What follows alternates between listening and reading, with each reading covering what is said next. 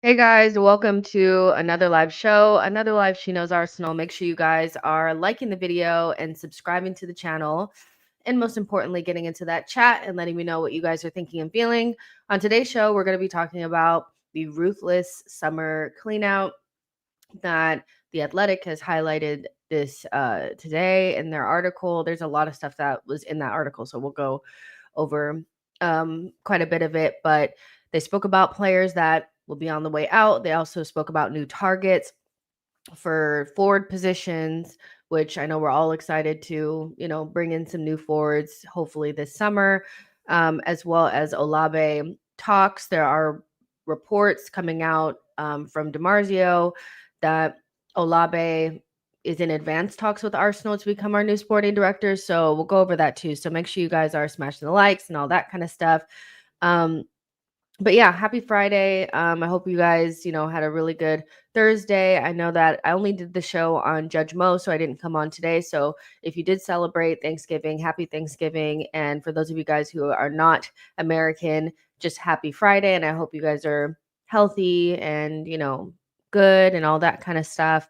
Um, the game tomorrow against West Ham is every game is a big game. We can't afford to drop any points because we've already dropped too many.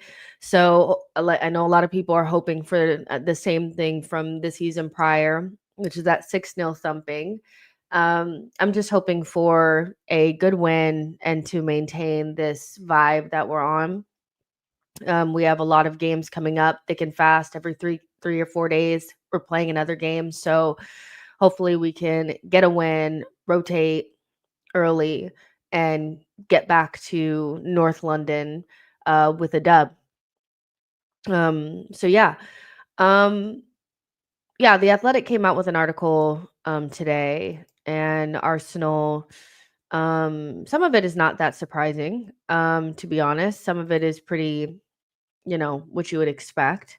They spoke about, again, summer targets for the striker position, what Arsenal will do if they can't get the striker that they want. How will they pivot?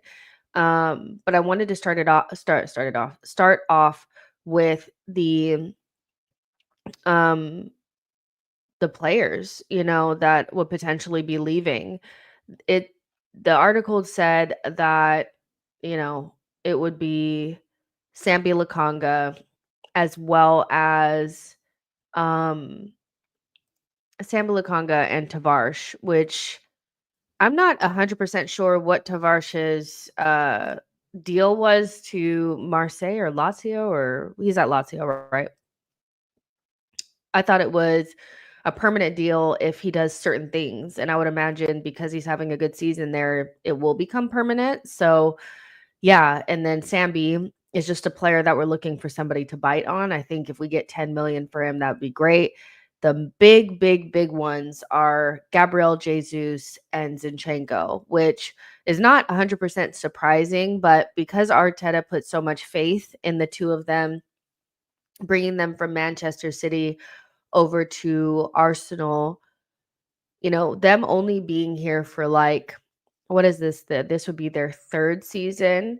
And for them to basically play like a smaller role, I do think you'd have to look at those signings and say that, you know, I guess it's like, was it all a dream? Were they the reason why we improved so much uh, in that their first season? Or was it just like, that we just got better? Because to be so instrumental in that, and then for us to move on so quickly, you have to look at it and be like, were we putting too much mustard on it, or were they actually that influential? Now, I do think they were influential, but I do think also adding Saliba to the mix, moving Ben White to right back, those things gave us a better platform.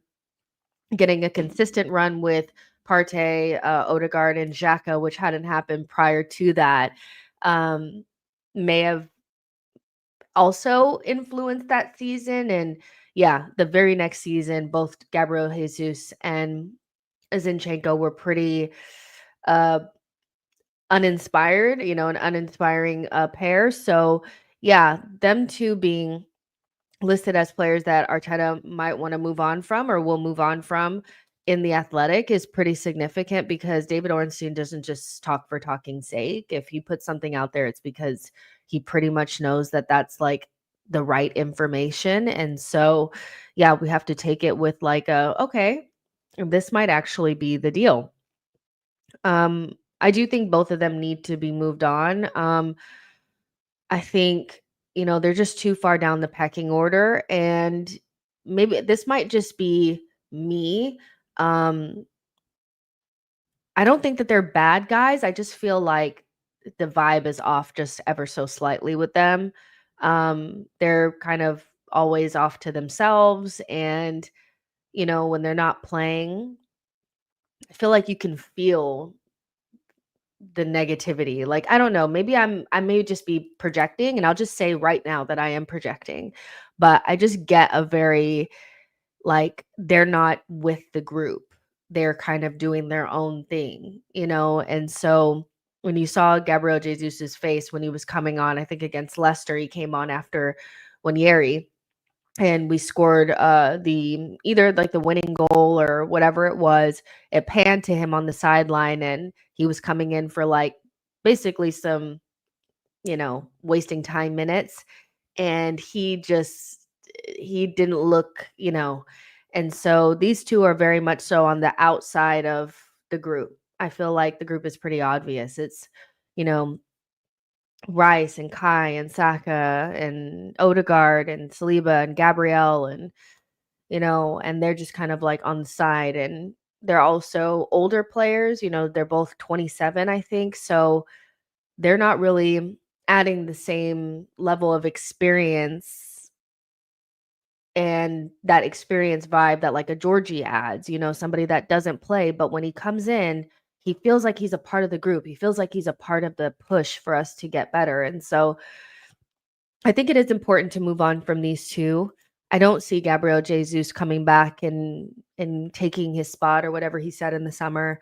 I think we need to go in a different direction. And for all of these striker kind of these striker links that we're looking at, it is imperative that he has moved on in order for us to bring someone in. I cannot stress that enough. We don't have unlimited wages. You have a certain amount of spots for high level wages. Arsenal are not the type of team that can just have a bunch of players that are sitting on the bench on £265,000 per week. And currently, him and Kai Havertz are top of the chain in terms of wages. And so in order for us to attribute those wages or shift those wages onto somebody that probably will play a bigger role in the team, he needs to go. And so I've said this multiple times. I think last summer we could have probably moved him on and did this a lot quicker and not wasted a season with him. Unfortunately, not being able to contribute at a high level.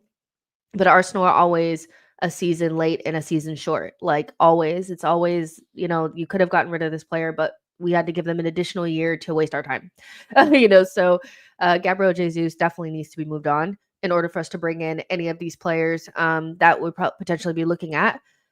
That's pretty obvious. And you guys can let me know, but I just feel like based on the two seasons and a bit that he's been here, and then you just look at even like Trossard came in the January after he came in. I think Trossard, has been just as good as a signing, if not better, based on the wages and how much we paid for him and how much bang for our buck we've gotten. Despite the first 5-6 games of the season where he was like an enemy to progress, at least he's fit. He's offering goals. He's offering assists. He's available when we need him. Jesus is not, and he's on significantly more. So I can see why Arsenal have maybe taken the route of re-signing Trossard instead of keeping Jesus, if they do get rid of him. So yeah, it's very interesting days with Zinchenko. As much quality as he adds on the ball, I just feel like we're in a completely different season where we kind of can't have somebody back there that's just such a liability that they target him so badly. And even in lower level games, I feel like the games that he would be getting minutes in, those minutes need to go to Miles Lewis Skelly. If we're playing against Bolton and Preston and Crystal Palace in the cups, which are basically the minutes that Zinchenko is getting now, or even the minutes like at the very end of a game when we're winning.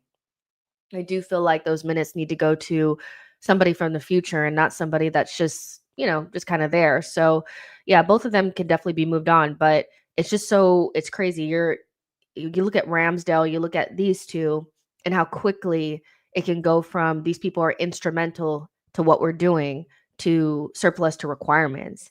It's wild. So, yeah, I think it's not that I don't think these players have quality. I feel like it's the right thing to move past them. And Tavares and Sambi are just whatever. They're not hurting us in any way on loans or whatever. You obviously want to move them on, but these two, you know, Miles Lewis Skelly could be getting those minutes. He's a very similar profile to Zinchenko, where he's like a technical player, a midfielder that can invert from left back, but he has a little bit more physicality about him, and that sounds strange because he's so much younger. But you could just see him growing into a player that would really suit the Premier League and the physicality of the Premier League, and be able to learn how to be a little bit more defensively solid. Where Zinchenko is set in his ways. He's not really going to get that much better at the thing that we need him to get better at. And when you look at Calafiori and what he adds at 22, he just kind of rendered Zinchenko a little bit, I don't want to say useless, but he pushed him down the pecking order so much that it's like basically it's Arteta going to choose between Zinchenko and Kivior, and we know who he's going to choose. He's going to choose Zinchenko, but when it's you and Zinchenko or you and Kivior, of course he's going to choose him. So it's an interesting one, but those two being moved on, not only from a wage standpoint, but an attitude standpoint. Not saying that they're disrupting the locker room, but I just don't feel like they're a part of the group and what we're trying to do. So yeah, they could definitely be moved on, and we'll see how it goes. Um, Let's see. Sai says, peace. And do we revisit Williams? We'll talk about that in just a second when we get to targets. RD Beat says West Ham are very open in midfield. If we play correct, we'll win comfortably. Simba says 8 million obligation to buy. Tavares, Sambi, Tierney, Zini, Jesus will probably move. And, Tierney, like we probably just, I don't know how much time he has left on his contract. I'll look it up now, but I wouldn't be surprised if we just canceled contract. I think Kieran Tierney, the only way he goes back to Celtic is if he's a free, former Celtic star, pitcher with adorable animals. Okay. And I think that that's pretty much like what needs to happen. I think Tierney always kind of felt a little bit like maybe like a duck out of water, outside of Scotland. And obviously was a fantastic player for us, but I think it was always on the cards that I always felt like after he finished up with us as Arsenal captain, he would always just literally go back to Celtic, because I feel like that's just such a part of who he is as a person and as a player, and he's so close to his family. And so I think if we wanted to move him on, let's see when his contract ends. It says 2026. So yeah, it's not this summer, but next summer. So if we wanted to move him on, I could see Arsenal canceling his contract to allow him to go on a free to Celtic, because that's going to be the only way that they can afford him, to be honest. Like, I don't think they'll be able to pay whatever we need, and they won't be able to take those wages. So canceling his contract is probably the best thing that we could do. We don't have to pay the 100 million or 100,000 pounds per week every week for him anyway. It would just end things. And to be honest, I think that that's what will happen. So Kieran Tierney to me is there's the ones that obviously they're deadwood and you want to move them on, the Sambis, the Tavares, the Kieran Tierneys. But then there's these more high ticket players like Zinchenko and Gabriel Jesus, where you want to get their wages off, but you also want to get a fee. And I think that's where the new sporting director will be so important, because their relationships and their ability to sell is going to be instantly scrutinized and compared against Edu, somebody who really up until this window that just passed, the summer window, really struggled to get any decent fees for any of our players. Zinchenko and Jesus, as much as you don't like them, should still get us some sort of fee. We won't get our money back, but we should get something, So it shouldn't be the case where we're loaning them out. It shouldn't be the case where we're giving them away for 10 million and a bag of chips. We should be getting something for these players. So yeah, very interesting times ahead. Sai said, did the article specifically mention Zinni and Jesus? Yes, it did. Mohammed says, I want to support your channel, but isn't there more interesting topics to talk about right now? As we know, Partey wasn't supposed to be here this season, but he's still here. Um, I mean, so if you want to support my channel, you can. It is what it is. Like, um, we speak about Partey ad nauseum on this channel, and there's differing opinions on whether or not he should be here and why he's here, and the elephant in the room, and him playing well this season, and what his role is and stuff like that. So, yeah, I mean, if you haven't been, I mean, it's weird if this is your first time on the channel and you want to talk about something specific, and I'm not talking about it. That doesn't mean we don't discuss it on this channel. So yeah, support if you want, but I do feel like we've almost spoken about that at nauseum, and it brings a very negative kind of feeling, like, to the stream. And personally, it's a nice Friday after Thanksgiving, and I really don't want to spend my day talking about him. Um, like, can I be so real about that? I feel like there are so many things we can talk about. The players that were actually named in the article, the actual targets that were named. I want to speak about Adam Wharton. I want to speak about Olabe. And I feel like, to me, that's a little bit more interesting than beating the dead horse of Partey. We've talked about it so much. Anike says, after I saw the Athletic post about wanting to get rid of Jesus, I immediately thought of you. Listen, like, I just, and I liked Jesus when we first signed him. I actually wanted him at the club. I just feel like he just didn't live up to the what we needed him to be. And I never expected him to score 20 goals per season, but what he does best, he's not even doing well enough consistently. And you guys know how I feel about injury prone players. Even if they're not starters, they won't be available when you need them to be. This whole idea that, well, if they're not playing every game, they'll be available. These guys get injured walking down the street, and I do kind of put Jesus and Zinchenko in that injury prone bucket. They're not as injury prone as like a Tommy, but they definitely are there less than we would want them to be. So yeah, I'm like, okay, kind of pushing them to the side. But we spoke about Jesus a lot in the summer, and there were a lot of people saying that they felt like he looked better. I didn't necessarily buy into that. I thought he just didn't look like he couldn't run, which was basically the season prior. He couldn't run because of his knee. And I just never really saw him getting back what he had before. And we're about a quarter way through the season, and he doesn't look anything like the player that we signed. So Simba says Jesus is like Lacazette in his last season, all link up play and no finishing. Yeah, pretty much. But I think the difference between Jesus and Lacazette still is that Lacazette at least offered soft factors. Like, I think he did really well with the young players. I think he guided Saka and Emil and Martinelli well, and was a positive figure as an older guy in the team. I saw the clip going around again of the comeback against West Ham away from home in the COVID season, where Odegaard was on loan and Lacazette played in that game, and he was on a nasty, nasty, nasty goal drought. But his his uh his like attitude was always positive. I don't know that I feel like Jesus always gives the most positive feeling on the pitch. I feel like he's very insular, and when he's not playing well, it shows. So yeah, Kanate is out for 6 to 8 weeks. That's a huge loss. Let's see how that if that damages them. James says the hate on Jesus. I don't know if it's hate. I actually haven't seen anybody say anything super negative about Jesus. I think most people are just saying that it's okay to move on, and if that's hate, then fair enough. But I do think that people feeling like we should move on from him is not hate. It's just, I mean, the club, via Ornstein feels the same way. So is the club hating on Jesus? I mean, what the fuck? Mubarak says, please tell me about Gabriel Magalhaes' situation. I think he's fine. Um, I don't think I think he'll be fine. So there hasn't been any super updates, but they just said that he felt something, so discomfort.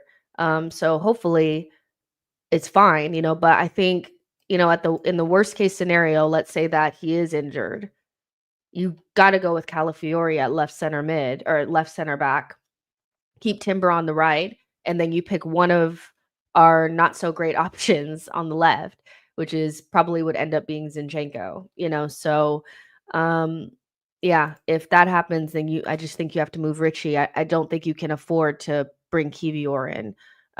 He's just too rattled all the time. So, and when he doesn't have like that consistent game time, I'm just not sure. Um, if he's has the right personality. Um, against like a physical West Ham team too, I'm going with Calafiori all day long.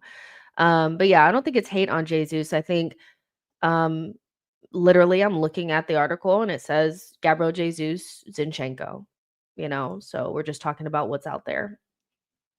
Um John says, I read Liverpool actually have the same points this season from the same fixtures as they had last season. Thought that was interesting. Like, I'll be honest with you guys, like, I don't I know that a lot of people wanna, and I'm not saying you, John, but I feel like there's a lot of micro-analyzing Liverpool's season and trying to figure out where the cracks are or, you know, where it could be that they might slip up. I really do think we have to have those blinders on like horses do when they're running in a race. I think we shouldn't even really look at anything until after Christmas. I feel a lot of Arsenal fans are hyper fixated on Liverpool and trying to figure out what is going to be the way that they fall off.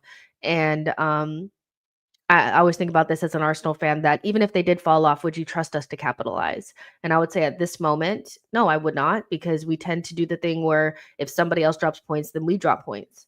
So we just need to, we've played one good game in the Premier League and one good game in the Champions League. And we just need to focus on getting some sort of run in and not focus on Liverpool so much because they look good. And people said that they would fall off in November because they had a hard run of games. They played Leverkusen. They played a bunch of tough games. They played us, and they came out pretty much unscathed. So I think we just need to focus on us. Life of BOJ says Jesus is invisible after 30 minutes. He hasn't scored, and he literally doesn't score. Sai says, I love Jesus. If someone pulls his form out of his bum, I'll be over the moon. Nico says people are actually in denial about Liverpool. It's hilarious. Life of BOJ says Kivior gives me the same feeling I used to get when I watched Rob Holding. And Kuro says Kudus versus Zinni. I don't think Kudus is playing. Is Kudus? I think his ban is still up, isn't it? It wasn't it like 3 games or something like that. I don't know. I could be just whatever. But I thought it was 2 games or 3 games after the international break, so he won't play against us. Either way, every time you're gonna get behind like our first group of players, and the next group of players is just a little bit less. Like there's obviously like chinks in their armor, right? And so I still would back us to win that game, even with Zinchenko back there, because I think Calafiori and Saliba are good enough to compensate for, you also have Timber on the other side. Zinchenko being in the team to me it should not be enough of a drop where we're shaking in our boots against West Ham. As much as I think Zinchenko has the thing, people were like they were coughing up blood before the Nottingham Forest game, and we were relatively comfortable. So yeah, we're talking about still good players. They're just not as good as the other players. You know what I'm saying? John says, which top 4 team has played the most away games? I don't know. I didn't look at that. Might be us because it feels like we've played a lot of games away. I know one thing is we played a lot of difficult games already. We played like away at Tottenham. We played away at Aston Villa. We played away at Chelsea already. We've already played away at Man City. We've played away. Oh no, we played Liverpool at home. We played a lot of difficult games already. And we also had, now that things have panned out and we've looked at um um ISNG says everyone has 6 away. You look at our Champions League group too, that thing has not been easy. When the group came out and people were like, "Oh, it's good." I'm like, "I think this group is tough," and it's turned out to be so because most of the teams that we played are in that top 8 group. So, yeah, we've had a tough start to the season. That's for sure.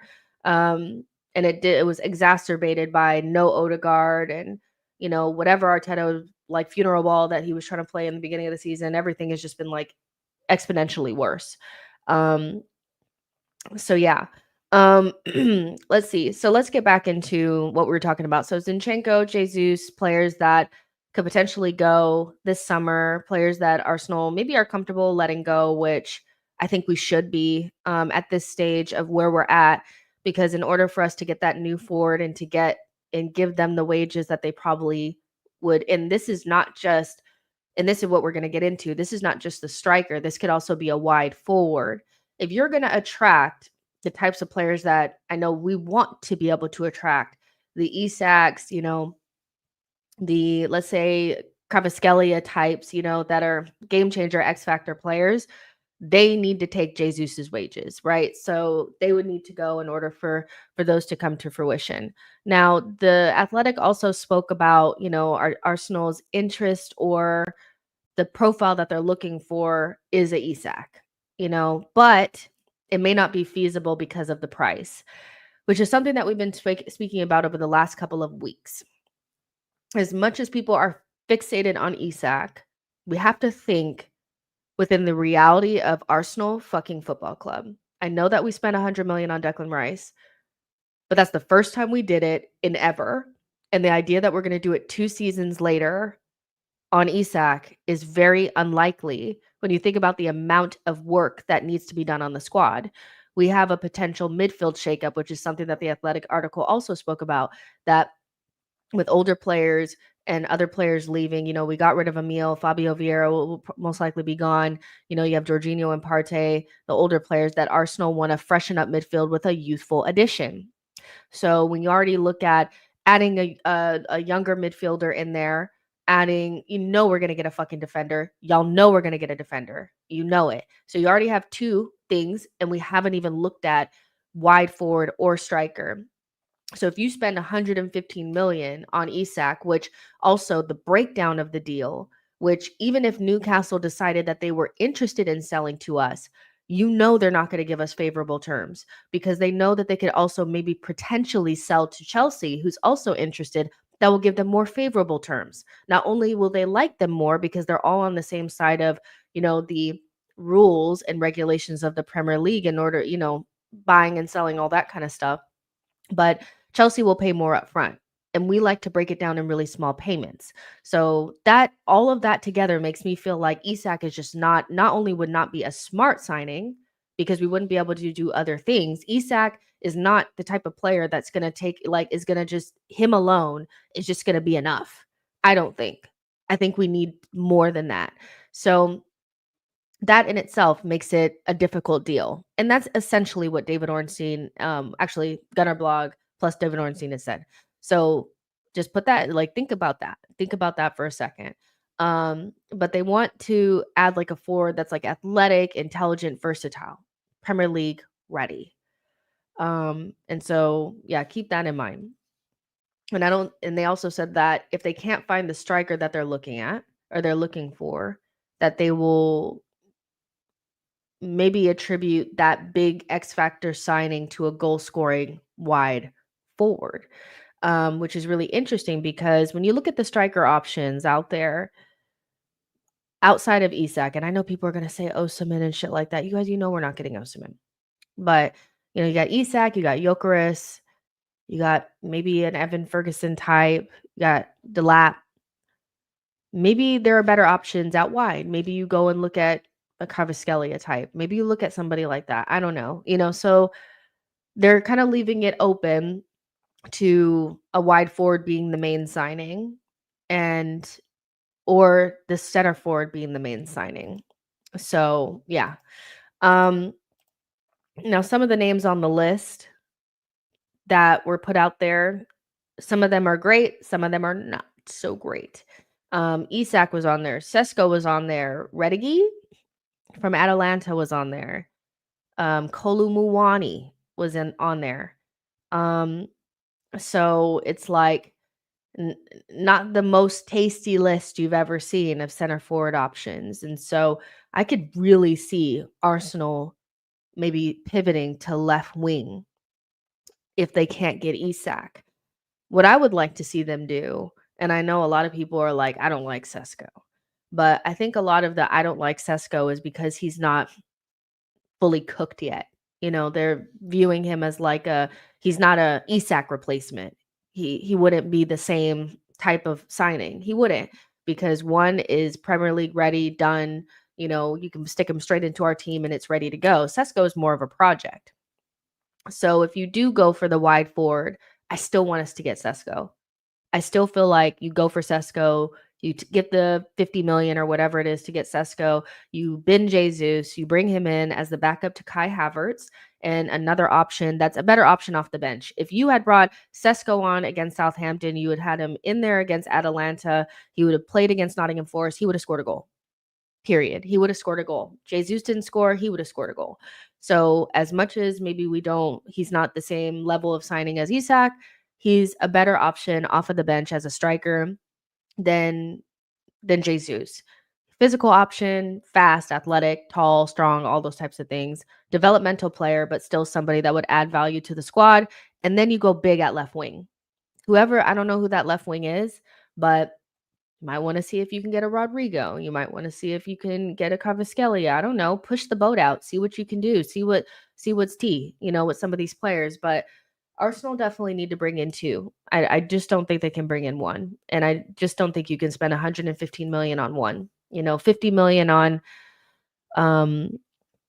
Sesko and then spending 75, 80 million on someone else would probably be a better use of funds. What do you guys think? Victor says, still prefer Gyökeres over the others, but Sesko plus Kudus maybe. They were saying that, Gyökeres, is somebody that would fit the bill, but there wasn't anything set in stone with him. And we've never really been linked to him the way that I feel like people think we have been. It's been reports out of Portugal, and I think it's really easy to link us to somebody like Gyökeres because he's potentially available for a lesser fee than somebody like Isak. So you just kind of throw it all together, and it's basically like, oh, well, Gyökeres could be a good option. And then what Arsenal fans hear is we're getting him. So this is exactly what they said. The January move for Victor Gyökeres cannot be ruled out, but the expectation is he leaves Sporting at the end of the season. Gyökeres has £100 million or €100 million release clause in his contract, but Sporting are likely to do business around €70 million. Gyökeres has a preference on who he wants to join, but the situation is open. His camp are considering options from across Europe, including the Premier League. So he may have a preference that's not even in the Premier League.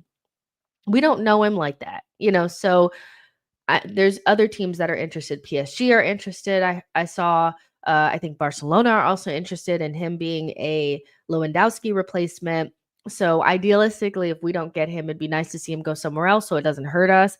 But, Manchester United are going to be interested because Højlund and Thingamahu are not really performing. And so, Manchester United will want to back their new manager. And if he says, I want the guy that I had at my old club that was scoring bags of goals, they'll go get him for him. So we'll see. But I don't think this is somebody that we're actually in for.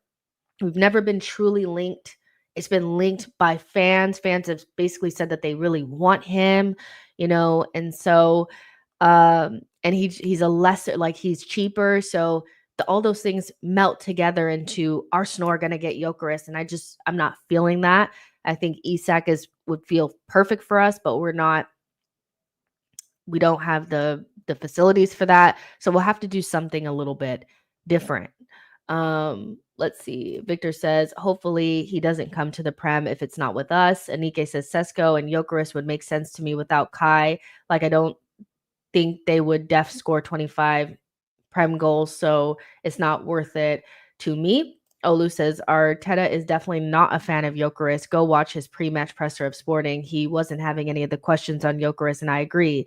He's Hoyland on steroids. It's just, I mean, Arteta's pressers, I don't even listen to them because he's just so not about the truth, you know? So I wouldn't even take that as like, oh yeah, Arteta didn't want to speak about him, so he doesn't fuck with him like that. I just think because he doesn't really talk about very many players that are not Arsenal players. But I just there's never Arsenal because I did the stream on Dan Potts' channel, and I think it was Kenny Ken said that, and they were going back and forth about this, and they were like, when Arsenal wants a player, it's obvious because it's everywhere and it's leaked, right? Um, and I agree with that. I think for the most part, when we get linked to somebody, there's a few exceptions where they've come out of nowhere and we didn't even know that we were linked to them. Fabio Vieira, Timber, whatever. But for the most part, I do feel like we've known the players that we were going to go after, um, or players that we like. I think we're okay with that because once we get to the point where we put it out there, it's because we've spoken to them and they want to come. So I think Gyökeres has just never really had any sort of real links. Isak is more of a pipe dream. And then we've had real tangible links to Sesko. And we know that. So Arsenal did want Sesko, but they couldn't convince him to come and sit behind Kai Havertz this season. So I'm with Jagoon. I really do think it's still Sesko because it allows them to have their ideal scenario where, if you bought Kai Havertz and you made this big song and dance about him being the perfect player for us and you had to convince the entire recruitment department to bring in this player, a very unpopular choice, a very choice where you have to convince somebody that this is what we need, and then you bench him 2 summers later or 2 seasons later. That's not a really good, that's not it. You go to bat for a player like that, he has to be the guy. And I think you can convince people that he's the guy a little bit longer if you bring in somebody that needs development.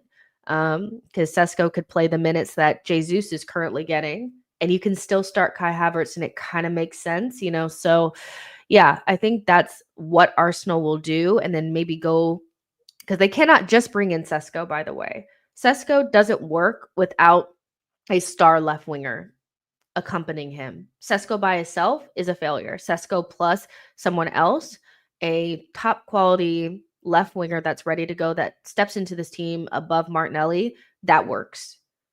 So I really do feel like we need those two. But the names, the Kolumawani, let's be so fucking for real. No. Redigi, no.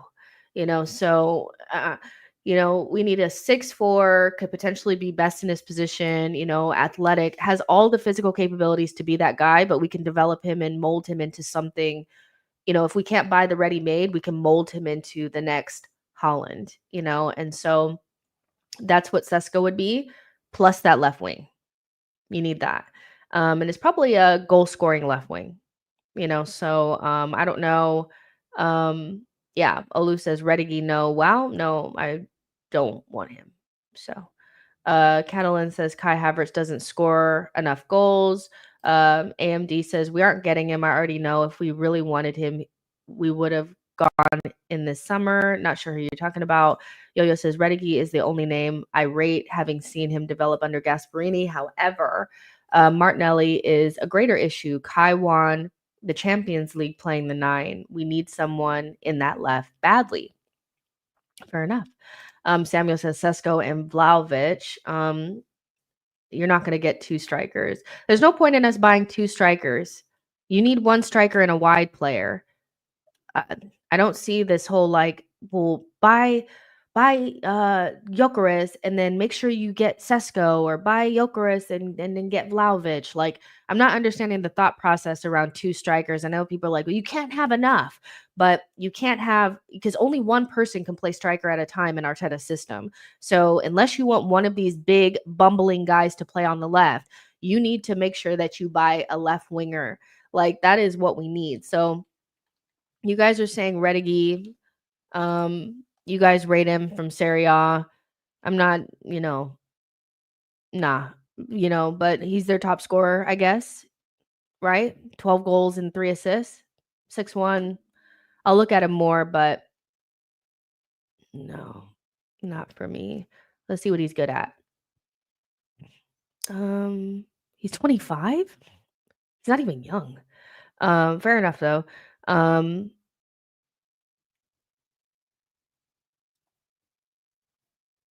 touches in the attacking penalty progressive.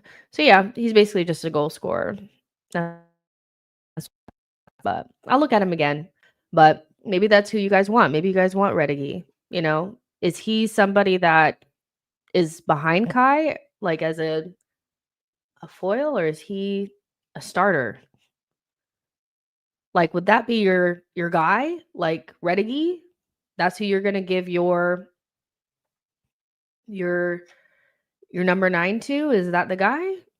You know? Anike says, "Don't get me wrong, I still want competition for Martinelli, but the way people talk about him is crazy to me. I don't know." Yo-Yo says, "Atalanta's system is nothing like Arsenal's." Ollie says, "Who's the star left wing?" I mean, that's up to the freaking sporting director to figure out. But I really do think that like I saw like a thread going around about, Martinelli and why he's improved in the last couple of weeks, which he has. And it's because he's getting closer to the box. He's not being made to hold the touch line as much, and he's having like 1-2 touch finishes that are really obvious.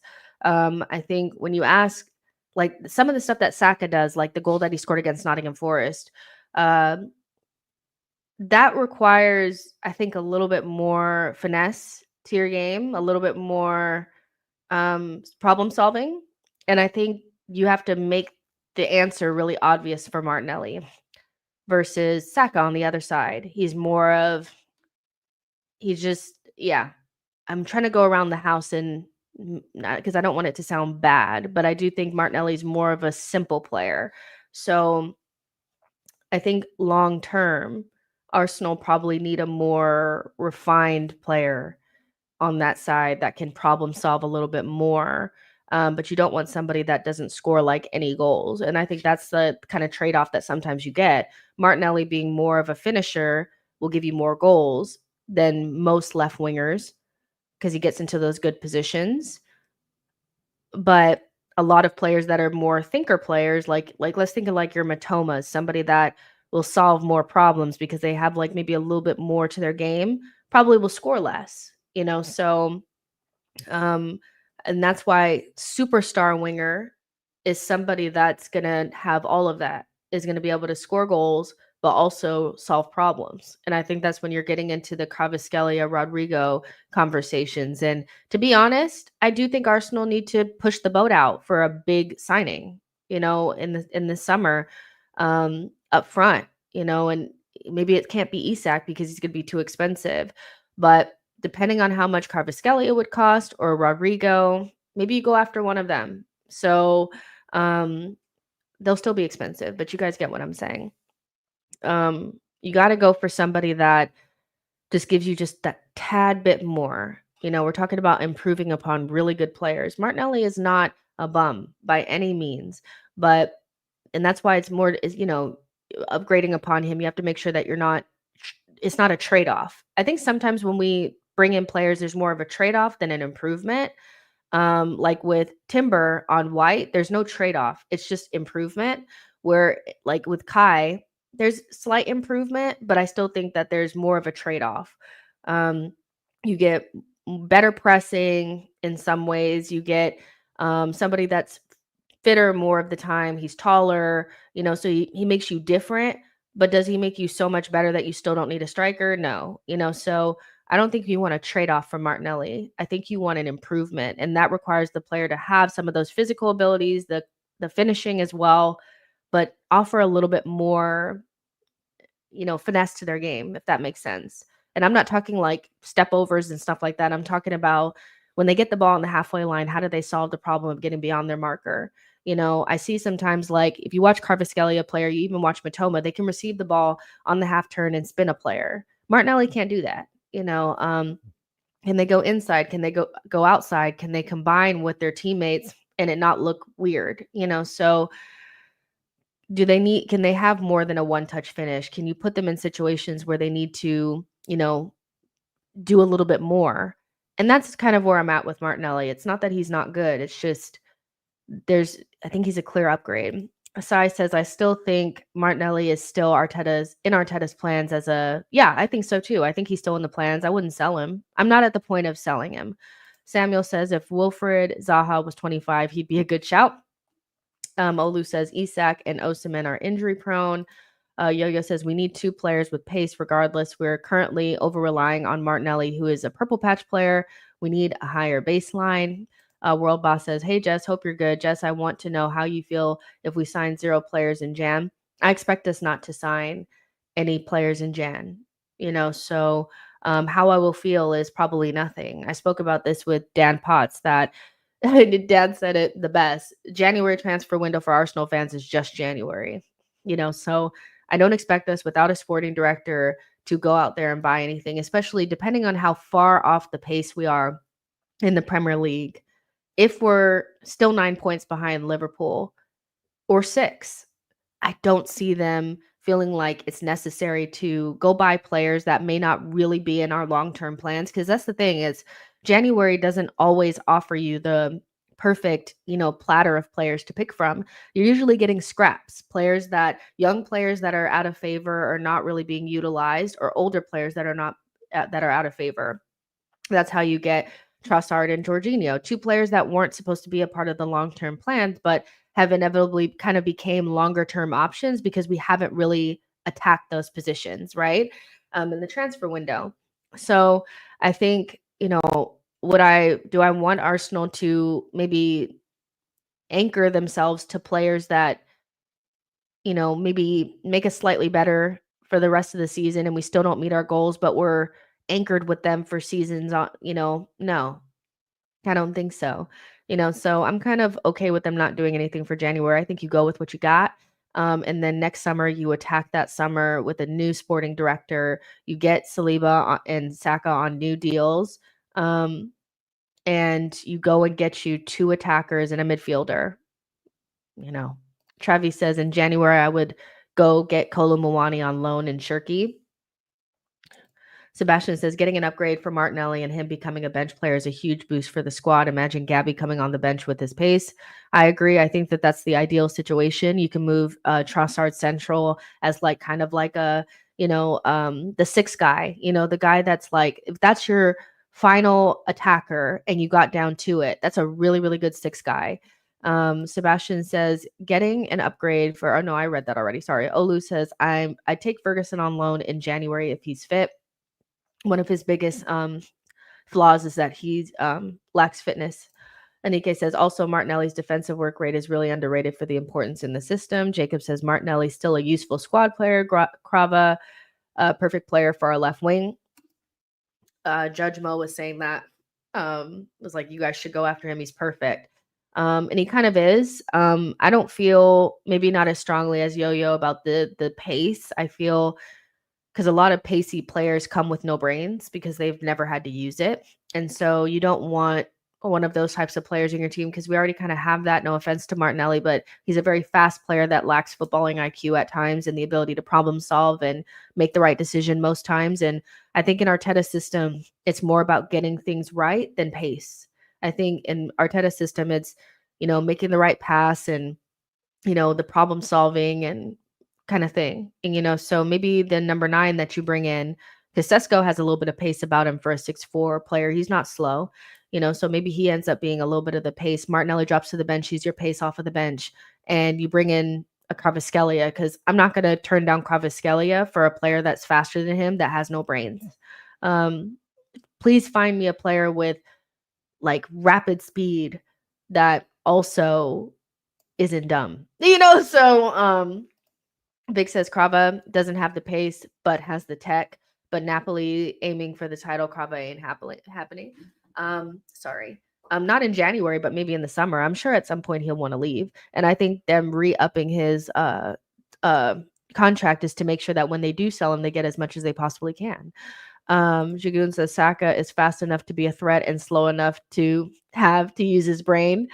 John P says Crava and Rodrigo are dream signings for me on that left wing. I'd throw the bag at them. Trevi says Nico Williams. Elliot Roberts says, sorry, Jess. Don't believe in the Sesko move with Olabe coming in. Isak is still the number one choice for Arteta. We don't have those pockets. I hate to tell you, Elliot, but I don't actually think that Olabe coming in means anything. We've been linked to Isak even without him. So it's not like he hasn't been somebody that we've been linked to for years now. The issue is now he's at Newcastle and they're going to want 115 to 120 million. And so it doesn't have anything to do with Olabe. It doesn't have anything to do with what Arteta wants. Are the Cronkies going to stump up 120 million on one player in a summer where we probably need 4? No. Are Newcastle going to sell him to us on decent terms because we'll need to break it down in payments? No. They hate us. So it's not really about Olabe coming in and Isak being an Olabe, somebody that he's signed before. We're already linked to him, even without Olabe. That doesn't matter. Precker says, I know we were talking about transfers, but I just made an amazing sandwich. Well, what's on it? John P says Napoli might do us a deal. They're desperate for a CB. I heard they want Kivior, Lukman, or Krava. Diehard Gunner says Osimhen is the answer. Affordable, young, wants the moving killer in the box. Yet we're talking about wastemen. TBG says Liao or Krava for me, Liao. So I think we're all kind of like on the same page. Like, if you can't get the striker, get that left winger. Make sure that they're a superstar. So yeah. And once you move on Jesus, you'll be able to give those wages to a superstar up front, right? I am interested in the sandwich. What's on it? But yeah, John P. Newcastle, they hate us, so they're not going to give us favorable terms or anything. They're going to make it as difficult as possible for us to sell, to buy Isak. So it's not really about Olabe, but I want to talk about Olabe a little bit because the in the knows are saying that nothing is advanced, but DiMarzio is saying things are advanced with Olabe. And even though he wants to spend some time with his family, he would still be somebody that we'd be interested in. Listen, we did the sporting director conversation maybe a couple of weeks ago, and so we went through each of the options. So far, I think Thiago Scuro from Monaco has been X'd out, so he's not in it anymore, but it was Rolf's, Olave, and Luis Campos that were like the main names on there, and then there were some like other kind of like lower names on there too. I will take Olabe or Luis Campos as my more ideal options. And you guys know it's selfish because they have worked in leagues where I think the talent exists. I think the talent really does exist in Ligue 1 and it also exists in La Liga. Different types of talent. Midfield and defensive talent, I think, is in Ligue 1. And I think La Liga has the attacking mid, more kind of like flair finesse midfielders. They have so much talent in La Liga. It's actually just disgusting. And so Olabe would know where to look. He was able to build a Real Sociedad team that was competing with the better teams with a much smaller budget, with an emphasis on integrating academy players. He brought in Odegaard, he brought in Isak, so he knows talent. And so I really like him he brought in Mikel Merino as well. And I think about who is going to work well with Mikel. I feel like Olabe would work better with Mikel than they'll probably have a similar ethos than Luis Campos, because he's somebody that has a very, like, he is the guy, like he's the one that everybody knows his name and he's really well known. And I wonder if there'll be a power struggle there. So Luis Campos would probably be the most like would give us the most boom, the most change, the most, somebody that could really go toe to toe with Mikel. And there may be friction. Olabe would be somebody that would probably work with Mikel.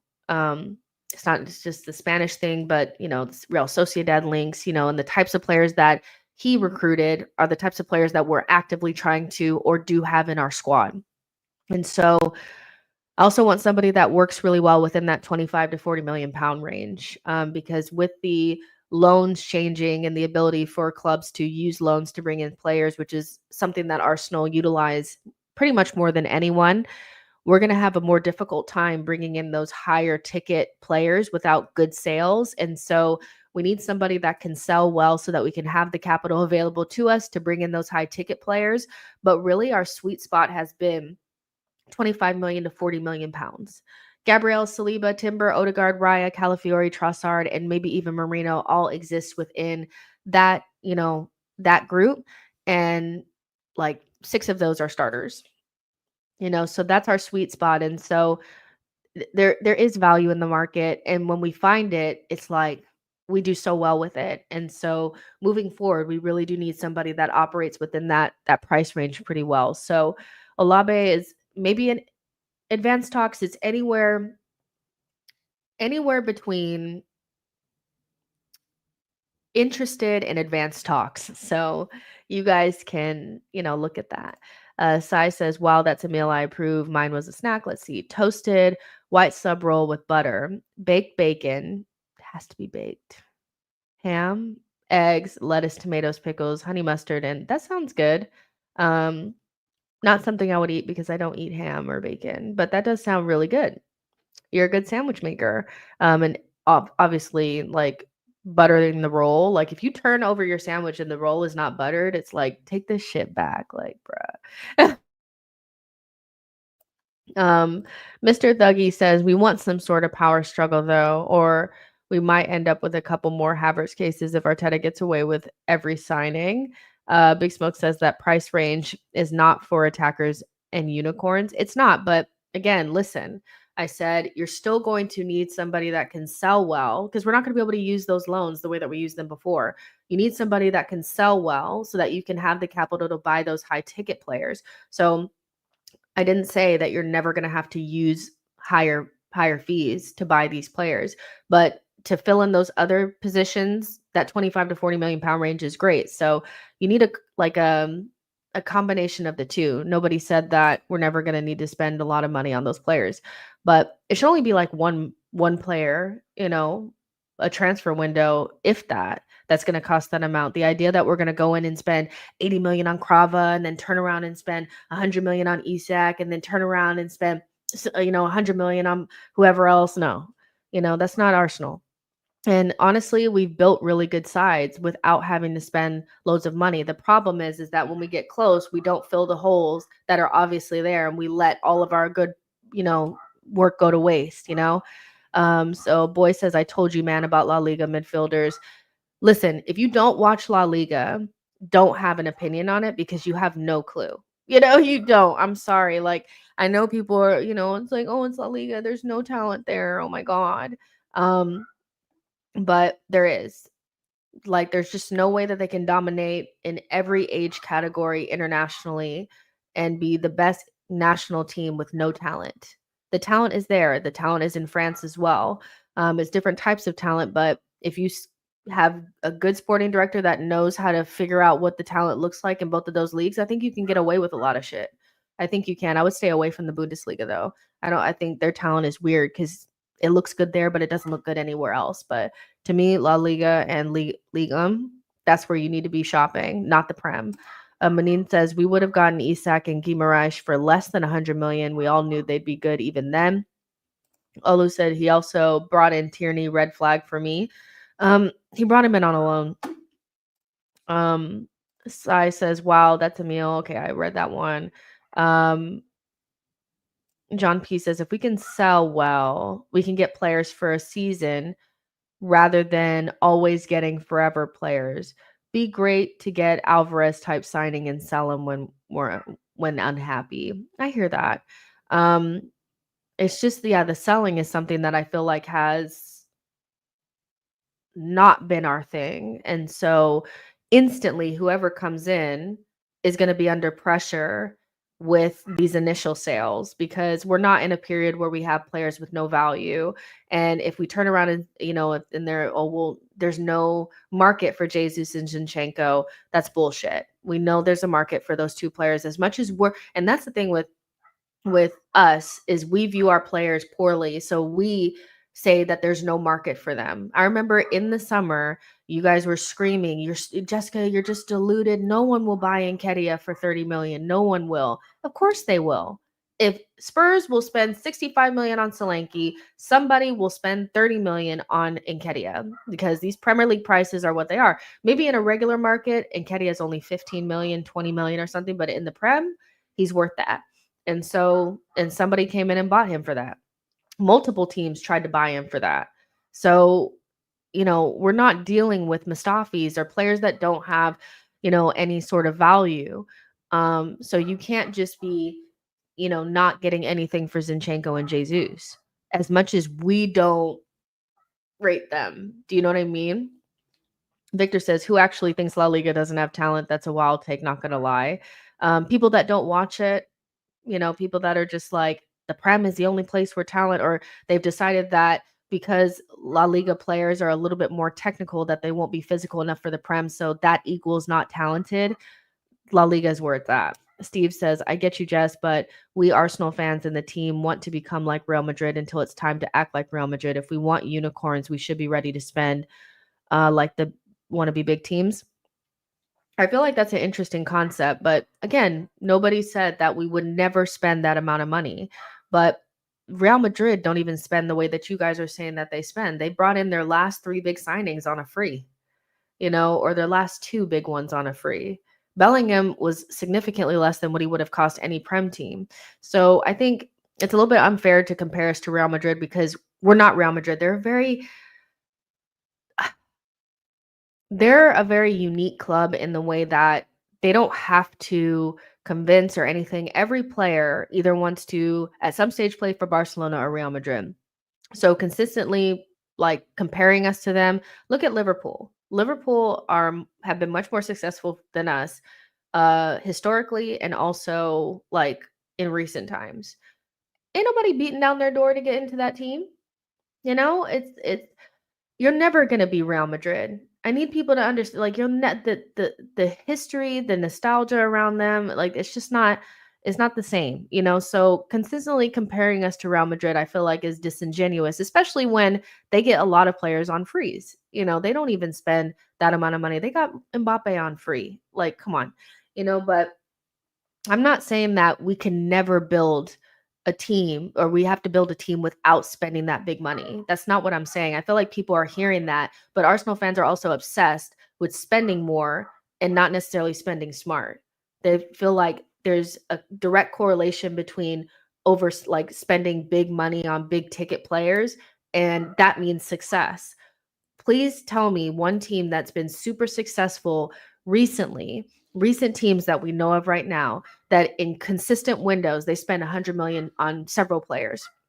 There is none. Not even Man City. They've actually been really successful in that 40 to 60 million pound range. That's their sweet spot. Their 40 to 60 is our 25 to 40. So you don't have to. Liverpool's been successful without spending that type of money. Manchester City, as much as people say that they overspend and they spend a whole lot, they do. They spend consistently. But this idea that they spend like on 100 million pound players all this time, they don't. No one does that.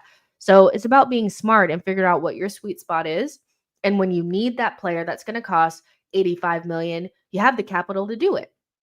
You have the capital to do it, and that comes with good sales. That also means you buy good players at decent fees at the beginning so you can sell them well. So I think it all goes together, but I do think Arsenal fans are obsessed with the amount that we spend, and it's like, well, everybody has to be 100 million or it's not enough. It doesn't have to be that. It doesn't have to be that. Victor says, yeah, Jess, I remember the Nketiah thing. Everyone was mad at the club, valued him at a high price and wanted to sell him for a packet of chips. We have convinced ourselves as fans, if we don't rate a player, they're not worth anything. And that is not true. Like, I may say that, like, when I'm just in passing or when we're joking around, Jesus is shit. But Jesus is still a really good player. He's just not good enough for us because we're now in like let's call it the top 5% of clubs now. probably at the bottom of that 5%, but we're right up in that top teams in Europe, you know? So Jesus may not be good enough for us, but he's good enough for someone, you know? So we shouldn't be pretending like we're going to get nothing for him just because we don't rate him right now, you know? Um, Jesus to other clubs, people that are outside of fans will still rate him or still value him in some way. Maybe not the highest he's ever been rated, but somebody still rates him. Let's be serious. Big says Madrid are nasty in the transfer market. They wait for a free transfer. Winning Way says I think Arsenal should send back Sterling in January and get Brahim Diaz on a loan, or try to get Nico Williams along with Cunha and Reinders in January. Mm, I know this isn't about, it can't just be January. You have to be talking about more windows than that. But yeah, Sterling in January, I think Arteta just said that he wants to give him more playing time. So I highly doubt Sterling will go back in January, but I hear what you're saying. Brahim Diaz, you know, I'll take any like leftovers from Real Madrid except for like Danny Ceballos. The majority of that team walks into our team. So whether they start for them or not, the majority of them, I'm talking about like 90%. So don't get stupid and start talking about, well, what about, you know, no, you guys know what I'm talking about. The majority of their team walks into our team, gets into our team for sure. Brahim Diaz, I would take. I just, you know, I don't think Sterling will leave. Nico Williams is an interesting one because will Barcelona go back in for him? Maybe they take the rejection serious, you know, because it was technically a rejection. They chased him all summer and they almost got him. And then he turned around and reneged and said that he would stay at Bilbao and sign a new deal. So will we go back in? Cunha, we spoke about. A lot of Arsenal fans were not excited about it because he's not a big enough name. But that's why the sporting director is so important, because they can identify whether or not he's just good where he's at, or if he was in a different environment with better players, if we could take him up that extra 5-10%. Reinders is a player that's probably on the edges of signing a new deal for AC Milan. He'd be perfect for the left center mid role. He's the exact player that I was talking about that adds creativity, but you don't lose your structure, like you would if you bought like a Turkey to play left center mid. You know, Turkey is a good player, a really talented player. Whoever gets him is going to be like over the moon. But if you have him and Odegaard as left, as your eighth, I feel like you'd lose a little bit of your structure. Where with Reinders, you don't. Um, but all of those have a little bit of like a thing on it. You know, I'm not. Yeah. Cunha is a very interesting one because he's a new name that's popping up because he scored that hat trick. Let's see how he does for the remainder of the season. Maybe he falls off from here, you know. Jacob says this summer we'll spend 70 million plus on one player, no more than that on any others. I mean, we spend 70 million plus on one player, then we have to be smart about the others. And I think that's why Arsenal are interested in younger players, because their price point will most likely be a little bit less. And that's where Adam Wharton comes in. We've been linked to him pretty heavily actually recently. He's not had the sparkling season that he had last season, but he's been dealing with injuries. You guys know I rate Adam Wharton a lot. I would not turn down Adam Wharton. I think eventually in the, you know, national team, maybe it'll end up being Wharton and, you know, Rice playing together in that midfield. I think he has all the tools to be a top midfielder, with somebody like Rice next to him. He's not a DM. He is a midfielder, you know. Um, Crystal Palace maybe want 50 million for Adam Wharton. Is that what we need at the moment in January? No. I think this is a signing that if you're making it, you're making it so you don't have to wait until the summer to get him. It's an opportunity. But is he somebody that, I mean, he would essentially take Jorginho's position for the next season? He's really young. You know, he's in the Winery, Miles Lewis Skelly group. He's a little bit more experienced, but he's really young. So it'd be just to make sure that you get him before anyone else does. I think people are sleeping on him. I think he's fabulous. Now, if you buy Adam Wharton, you basically also solidified MLS as a left back. And I don't know if I feel comfortable with that. You know, I think as much as I rate Adam Wharton, my biggest concern would be that MLS is going to be a left back for us. And even though I feel like that's a great integration for him in the short term, I feel like that's not where he should be for Arsenal long term. Miles Lewis-Skelly is super talented, and so I'm not sure that he would want to play left back for the rest of his career either. So it's an interesting one. There's not a lot of hype around him right now like there was before last season, but that doesn't mean that the player doesn't have the talent. He's probably their second most talented player. I would say, like, if I had to look at their team and I'm like, who am I getting off of this team now that Olise is gone? You have Eze and you have Wharton. Everything else you'd probably just leave there. Um, so this is an interesting one. This is would be strange because to me, this would I don't know how that fits in the group, what we're trying to accomplish. I feel like this is kind of like a Zubamendi replacement type of thing, somebody in that kind of vein, but as you know, Arteta still wants that profile, but what does that mean for Partey? You know, because they're saying that they want to re-sign Partey. So if Partey resigns, then where does this guy fit in? It's just like a lot of stuff going on. But the fact that they're like, I know because there's no hype around him right now because he hasn't had the most sparkling second season, but this guy is super talented. There's no like way to me. It's very uh, like he's set in stone. He's very talented. And if he goes to another Premier League side like a Chelsea or a United, I don't feel like we would be that happy about it in the long term because this guy is class. Like he is very good. Um, Arsenal have held some talks over the potential transfer of Crystal Palace midfielder Adam Wharton, who is also on the radar of Liverpool and Man City. It is understood that Arsenal are hoping to try to get a deal done somewhere in the £55 million range. Crystal Palace would more want like 65 million for the 20-year-old. So he's young as fuck. Um, and they have like a little diagram that shows what like, like against Xhaka, Rice, and Partey and what he does differently to them. His defensive actions are really high. His progressive passes are really high.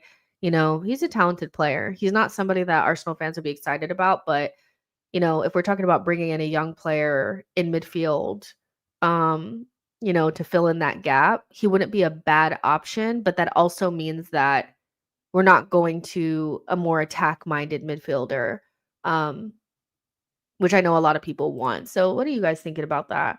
And if you don't want Adam Wharton and we're looking for a younger player to bring into the group, because Arsenal are not going to bring in another older player. They're looking for younger players. Who would you want? Because there's plenty of players that you can look at. You can look at Alex Baena. I love him down. Um, I would love Alex Baena at Arsenal. He'd probably be my first choice. But Adam Wharton is super talented.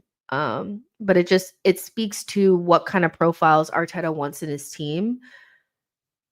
I'm maybe he doesn't. Maybe in the near future, we're not going to see two attacking midfielders, meaning Odegaard and another more attack-minded midfielder. It'll be more of a deep line playmaker plus Rice or Rice plus a left center mid like Marino, which is interesting. Hugo says, big up, Jess. Hope you're well for the holidays. Smash those likes, people. Keenan says, I think it all depends on Arteta's plan for Wanyeri. Diehard Gunner says, Chouameni. The guy says, João Gomez from Wolves is a baller. Elliot says, Wharton is future-proofing, but what we really need is a left-hate who can help us attack or an Odegaard replacement who can give him a rest from time to time. I guess it goes back to what Keenan is saying about Wanyeri. So if Arsenal do not buy another attack-minded midfielder, then we have to be going all in on Wanyeri because he can play left center mid as a more attack-minded player, or he can play Odegaard's position. And so if you're holding space for Wanyeri, I'm all down for it. But my biggest fear with Arteta is that, I don't feel like maybe I'm just desperate to see more of him, but I'm like, I want you to really like use him a lot more. But essentially what you'd have is, let's just say, Jorginho's gone, and let's say maybe they keep Partey. I don't know, because this Wharton news is a little bit like, okay, so what's going on with that? I don't understand. So you would have Odegaard, Rice, Marino, Wharton, Wanyeri, and Partey as your six. It's not a bad group. and I think, yeah, it's basically future proofing. And I would like to get somebody before we need them, which is what January would be. But I think a lot of people would be disappointed because they would view it as a missed opportunity not to bring in an attacker. So, Boy says Marino is a DM, in my opinion, spicy rice option. Spicy rice. Harvey says picking up the ball from deep. Wanyeri just needs to watch Odegaard's positional play. Uh, Marco says just joined. Are you giving up on Marino already? No, but I'm not like a typical, like I'm not like a Arsenal fan that doesn't believe we can have multiple options in one position, because Wharton and Marino are nothing alike. They're two completely different types of players. And so having different types of profiles is not a bad thing. Just like when Yeri and Odegaard are completely different. They can play in the same position, but they offer different things. And I feel like we're kind of like, as a fan base, we're like, well, we already have a left eight. So get another. We already have somebody that plays deep. So get another. So it could just be a little bit of future proofing. If you have, let's say they do resign Partey, which I think they will. Now the news seems like it's going in that direction. Then you have an older guy that you won't have forever. Because no matter what, you're not building your future around Partey. So he just is like the older guy in there. You have more of like a backup good option in Marino. You have the people that you're building your midfield around, which is Rice and Odegaard. And then you have a younger guy in Wharton. And then you also have a younger guy in Wanyeri. I feel like that's more balanced than what we have now. What we have now is maybe one too many older guys. So replacing Jorginho with Wharton makes sense to me. You just don't get that attack-minded midfielder, which means that Arteta will have to put more faith in Wanyeri, which I'm okay with. Hugo says Baliba. You know what? I'll be so real with you right now that as much as everybody likes Baliba, and I think he's really, really good, you really want to fuck around with Brighton. I really am like, they gonna want 80 million for that kid. So yeah, but he's also a really talented player that could play in that role. He's different than Wharton, I feel. I think he's more of like a ball carrier. And Wharton's more of a passer. That being said, would I be devastated if we brought in Baliba? No, I wouldn't. But dealing with Brighton is like, you are gonna be spending 80 million on that guy. Let's be serious. Winning Ways says Jorginho, Tierney, Tomiyasu, Zini, Kivior, and Jesus should all be gone in the summer. I don't think we'll get rid of every single one of these players, though, you guys. I'll be really honest with you. I think people are thinking you get rid of everyone, but what's the likelihood of us getting rid of Zinchenko, Tomiyasu, and Kivior? I actually think the one that will survive the cull is Tomiyasu. We gave him a new deal, and Arteta likes his profile the most. So Zinni and Kivior dip, and Tomiyasu stays. We're not going to get rid of 4 left backs in one window. Boy says, I think it's late for Zubamendi unless Partey actually leaves. I actually agree with this. I think the Zubamendi, the sun is setting on Zubamendi and Arsenal. I actually think he's probably waiting to go to a Barcelona or Real Madrid. Real Madrid are actually linked with him now. And so they'll probably, because they haven't gotten the Cruz replacement that they needed, they'll probably go for somebody like a Zubamendi because they can't get Rodri. And with Camavinga and Tchouaméni, they are lacking a little bit of maybe more of a passer. And so I think they'll bring in Zubamendi to play at the base of their midfield and get rid of Tchouaméni. I think he'll be the one that will make way for a Zubamendi because they can't get Rodri. And that'll be that. I think he's not going to come to us. And now he's like 25, so if they resign, if you get Zubamendi, then you get rid of Thomas Partey because the wages. But if you keep Thomas Partey, then you bring in a younger player to replace Jorginho. Harvey says Zubamendi was disrespectful towards us. Harvey says Tommy will go. I doubt it. I don't think Tommy will go. I think Arteta likes him too much. Victor says Harvey Zubamendi didn't respect anyone. I agree. I don't think he did. I just not wanting to come to us is whatever. But yeah, I don't think it's that disrespectful to just not want to leave the club that he's at.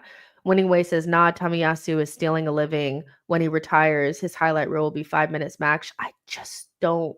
I mean, think about if Arteta really likes you, he'll keep you around. Let's just be real. We're a very sentimental club and we give a lot of chances. So, you know, Tomiyasu is the type of player that, like, he's probably Arteta's favorite profile back there because he can play all 4 positions. And so, with Zinchenko already being in the Athletic as the player that Arsenal are trying to get rid of, and Kivior being a player that Arteta does not like, he will probably keep Tommy, like, especially because we know we'll probably still get a defender. So they'll probably buy another defender. Tomiyasu will be way down the list, and Arteta still gets to keep his profile that he likes. I just don't think out of those 3, you may want Tommy gone, but I can see Zinchenko and Kivior out of here a lot quicker because I don't like them. Hugo says, still have to get rid of Tavares permanently. He'll go. Osman says, if we kept Jenkinson, we can keep Tomiyasu.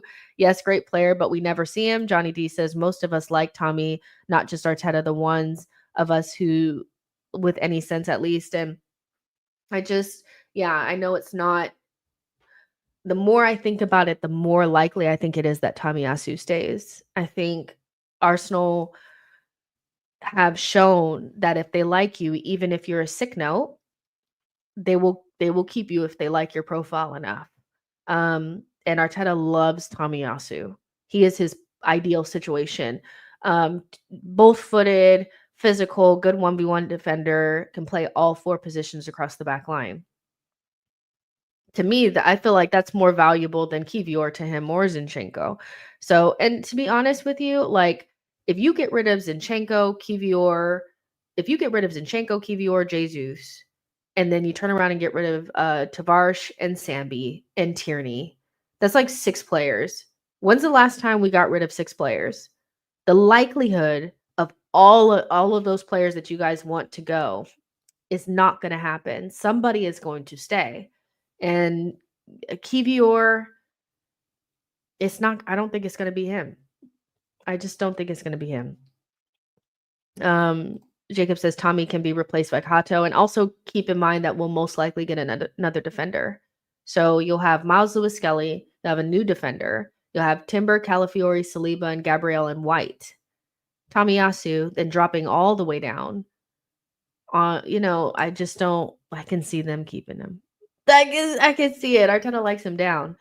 Super Kai says, I thought Tavares was a loan with an obligation for $7 million this summer. And I think that this is what it is, but maybe whatever Tavares, the automatic obligation, because it was like a loan and then it becomes an obligation when something happens. I think whatever is supposed to happen will happen because he's playing well for Lazio. So Tavares, and as far as I'm concerned, Sambi and Tavares are gone. I think we'll move them on this summer finally.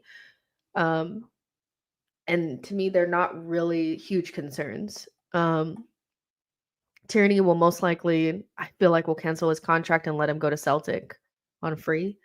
And then you have, like I said, like Kivior, Zinchenko, Gabriel Jesus are like the bigger ones, the players that are,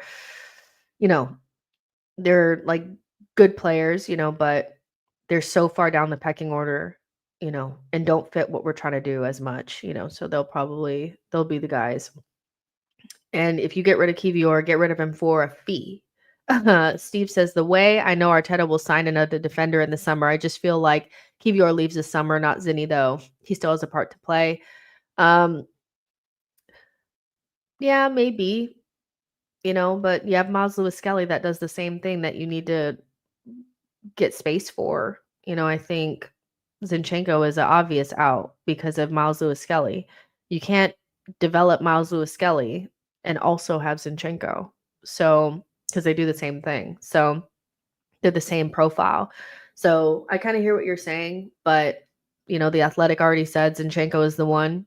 Kivior is being linked to everyone's mom in Italy. I think both of them will go and Tommy will stay because he's different. Tommy's different. Then you have Miles Lewis-Skelly that fills in the Zinni role. You'll buy a new one because you will. Calafiori is there. Timber is there. We'll be fine. We can actually get rid of 2. Um, I hope we do. Yo-Yo says Nuno Tavares was so mishandled by this club, like Matteo Guendouzi should have made money on those players. Winning Ways says Arteta has failed to address the striker department since Aubameyang. He bought Havertz as a CM. Cam. Boy says that's a league-winning defense. Jacobs. Where's Jacobs? Our back line next season will be Saliba, Gabriel, Calafiori, Timber, White, Skelly, and Hato. I mean, to me, that's pretty much enough. And also, Tommy will be there. I'm telling you right now, Tommy is going to be that extra guy that we don't really see that often. But when he pops up, it's if Tommy is the Kivior of this season, then we'll be fine. Provided he is alive.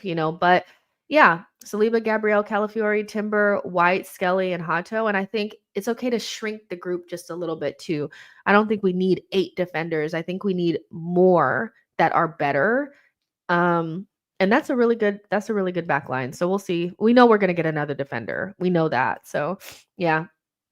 Boy says every single channel is crying for a striker. Yeah, because people feel like we need one. Osmond says it feels like we need more depth at the back than other teams. We just need to sell the players that are not playing. Nostradamus says we still need a speed merchant. Can't rely on Martinelli and Timber. We talked about this earlier, about the speed merchant. It's all about, if you only get to really address that front line with, one star player, I'm not going to sacrifice footballing IQ for a speed merchant.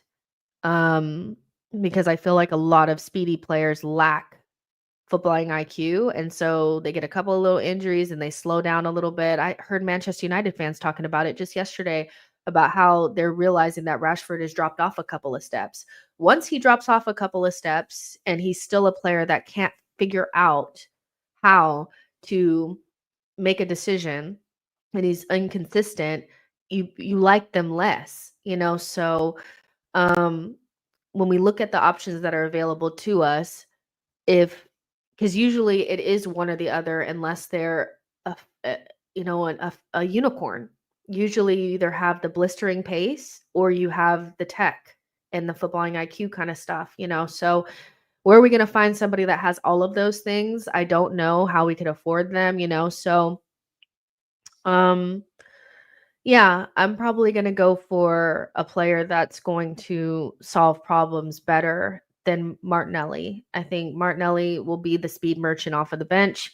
And then you bring in somebody like a Kvaratskhelia type of player that maybe doesn't have the speed, but definitely has the other shit, So yeah, we kind of spoke about that. And I know we're like obsessed with speed, but if you have to choose between the imperfect options that we'll most likely have, I think I'm going to go after somebody with a little bit more to their game. What are y'all doing?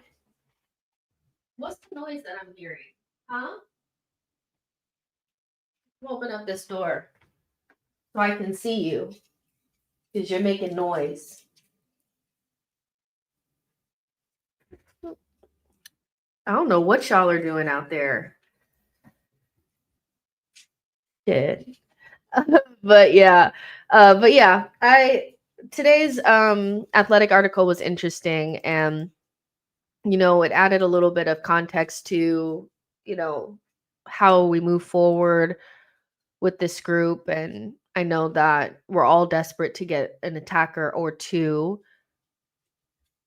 I'm really desperate for that sporting director. And if it is Olabe, I will take that. But the West Ham game is the first port of call, this weekend. And I know I didn't do like a proper preview, but we kind of talked about it the other day. We just need to maintain Beckham, get over here.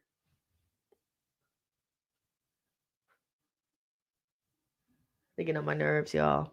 Um, but yeah, we just need to maintain the consistency, make it an easy game. Don't do anything stupid, and get out of there with the 3 points. And hopefully we'll get to rotate early because we have games every 3 to 4 days. Harvey says Kudus and the right winger of Southampton. Dibbling. Um, y'all really want Kudus. I really want Kudus too. I just feel unsure about it.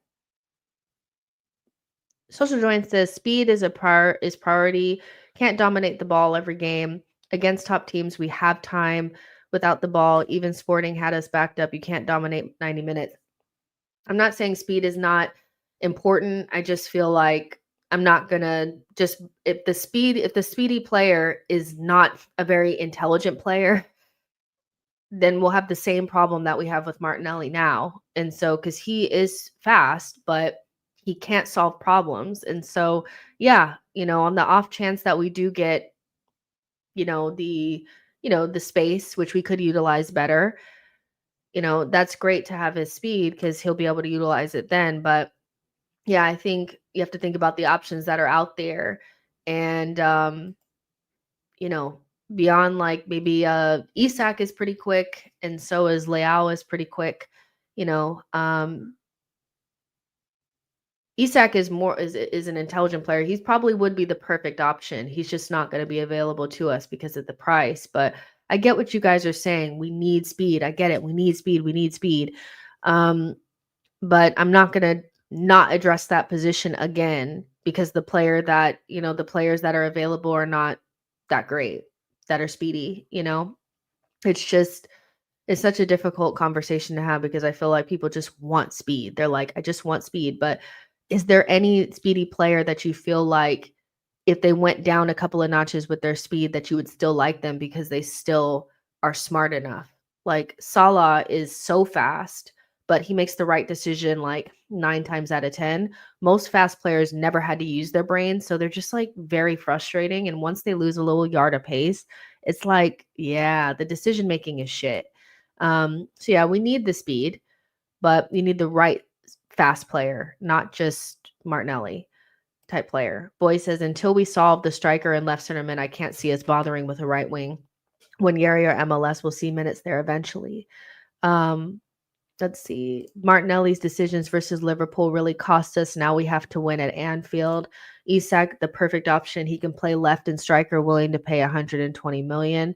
Winning Way says Gabby needs space to run into when 11 men are behind the ball. Just forget about it. Gabby would suit Man United counterattacking style teams, end to end type of teams. You could Kudus is Kudus super fast? I feel like what I notice about Kudus all the time is just his willingness to carry the ball, not necessarily blistering speed. So, Kudus doesn't fit in that category. But if you guys can name players that have that blistering speed that you're talking about, that we need, that makes us better, let me know who that is because the only player that I can think of that fits the requirements at Arsenal would be Isak because even though he's fast, if he needed to use his brain and actually unlock teams in a different way and solve problems, he would be able to do that, you know? Um, so yeah, but I'm just asking for the names of the players, because I'm having a hard time knowing what you guys are like, who you guys are thinking about. Victor says Kudus is really strong and decently fast, but it's really his strength and technical ability. Yo-Yo says would have taken Pedro Neto seasons ago. Harvey says they lose their speed eventually. Jacob says winning ways. I agree. Krava got speed and intelligence. I really think that he's a really like good player that I would spend a shit ton of money on. Like he just has it. Like he has the thing, whatever the thing is. So yeah, but he's not blistering fast. So he wouldn't fit that category that you guys are necessarily talking about. Um, let's see. I saw some names up here of Gordon and Adeyemi, who is available. Adeyemi, I don't know. Do you guys? I mean, he's really, really fast, but is he not just like another Martinelli? Um, like, how does he really improve us beyond just being fast? Because can he finish? Because Martinelli is already not as clinical as we would want him to be. So why would we add another speedy merchant that's just gonna not score goals? What's the difference? Gordon is really good. Is he really speedy? Is he really fast? Um, Gordon is a really good player, and we were linked to him before. Victor says Adeyemi equals Martinelli, not worth it. Boy says you can only pick one: a big brain left center mid or a dynamic center forward left wing. You can only choose one. Um, I mean, right now in our current situation, I feel like I would not want to go through another. I'd be more confident going into another season with our midfield options than I would with our forward options. So I have to choose a dynamic center forward left wing over the left center mid. But I do agree with you that our left center mid is kind of something that needs to be addressed too. So I get what you're saying, but I could not go into another season with what we have now. It's a no. Chris says stay well away from Adeyemi. Um, so you don't necessarily need a sprinter, just someone who kills when 1v1. And those are two different things too. So I get what you're saying. A 1v1 person to me is much different than a speed merchant. Um, so yeah, we need some shit. We really need some shit. Boy says Kvaratskhelia and Mkhitaryan is brazy. Kvaratskhelia intrigues me. I wonder what they'd be asking for him, because yeah, like at 80 million, something like that, I might be tempted. I might be tempted. So I just think, yeah, you need somebody with that is not afraid to shoot, that can create, that can solve problems. Like, yeah, it's giving. Um, Matoma, I like Matoma. You guys know I take Matoma in a second. Jacob says Carvo would cost us 90. I can't lie. Yeah, he's going to be expensive too. Michael Kudus realistically makes the most sense. I mean, because he can play all the positions and all that kind of stuff. Um, and he's going to cost 85 million release clause though. That's, to me, that's different than 80 million. 80 million just regular and 80 million release clause are two different things because you don't have to pay it up front. So Arsenal would have to be really like willing to pay for him.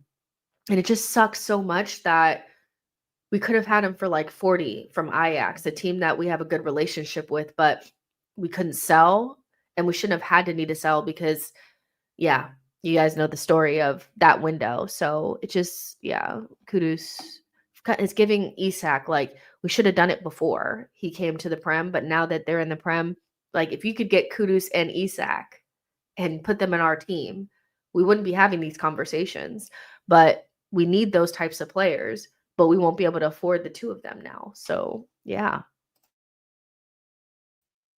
It's like a coulda, woulda, shoulda. We could have had Kudus for so cheap. Jacob says Kudus was waiting for us last summer. It's, yeah, that was a huge fuck up, I think. Steve says having Leao is like having Saka on the left wing. Unicorn can solve things in unimaginable ways. Love that guy, Unicorn. So many of you guys are Leao people. Nostradamus says Mbomo and Cunha would be excellent additions without breaking the bank. Ooh, a Premier League duo from mid-table teams. The level of meltdown that transfer window, whew, I will not be there. I love Mbomo down. He's my favorite mid-table baller, and I literally tune in to Brentford just to watch him play. That being said, Mbomo Cunha window would only make me feel like I would only feel confident in that if a top level sporting director made it happen, because then I'd know that they see something that I don't. But Acuna and Bomo, I mean, they're good players, don't get me wrong, but my goodness, you just know the meltdown would be fucking insane. You just know it would be. It's nuts. Amina says Liao would fit so well for us. It's crazy because we've never been linked to him, like not even remotely, not even softly linked, not even once. So I wonder if that's a player that Arteta would like. But yeah, Chris says I love Kudus, but he's not good off the left though. I don't think we'll spend that kind of money on him. Just spend the extra 25 million on Isak. I mean, because you could make the argument that Isak can play on the left too, but I hated the Aubameyang error off the left. I really did. I hated the Aubameyang off of the left, Lacazette through the middle nonsense. I just felt it just gave me the ick. So I still want a left winger. I don't want Isak if that means that we won't get anything else, and we'll because essentially what you mean is we'll still be watching Martinelli on the left, or we'll play Isak off of the left and Kai Havertz through the middle. It's just giving me the ick. It just is. Like, it's just grossing me out now. Like, I don't want that, but Arteta does like a good twofer. Stefan says, well said, Jess, favorite mid-table side. Yeah, they are. I love Brentford. I like Thomas Frank. I like the way that they play. They're interesting. They're fun, for the most part. So yeah. Yo-Yo says, not convinced Arteta wants Flair, Odegaard, Saka are made to defend like dogs. I can't. Oh my gosh, I can't. Yeah, no, I hear that. I do. Um, I think Arteta needs a little bit of flair in his team though. Like he could really deal with one maverick in the team, couldn't he? He really could. So yeah, we'll see what happens with that. But yeah, we have West Ham at the weekend. We'll see how these things develop. The sporting director is the very first thing that needs to get addressed, and then from there, maybe you know, we could start look at actual like transfer targets. It'd be funny if a sporting director came and the targets just completely changed. That would make me laugh so hard. What? Yeah, that would make me laugh so hard. So yeah, but there's 736 of you guys watching across multiple channels. Thank you guys so much for tuning in. I hope you guys are having a great Friday. I'm gonna go do some Black Friday shopping and eat some leftovers and get into my jammies and relax. We will do a watch along for tomorrow's game. We will go back on Big Up. I know you guys were like YouTube, but we are still working with Big Up and they had some technical issues, but we'll go back to that because we love it there. And we'll do post match after, and then we'll see what the deal is. So yeah, make sure you guys like and subscribe and all that kind of stuff. And I will see you guys tomorrow. Bye guys.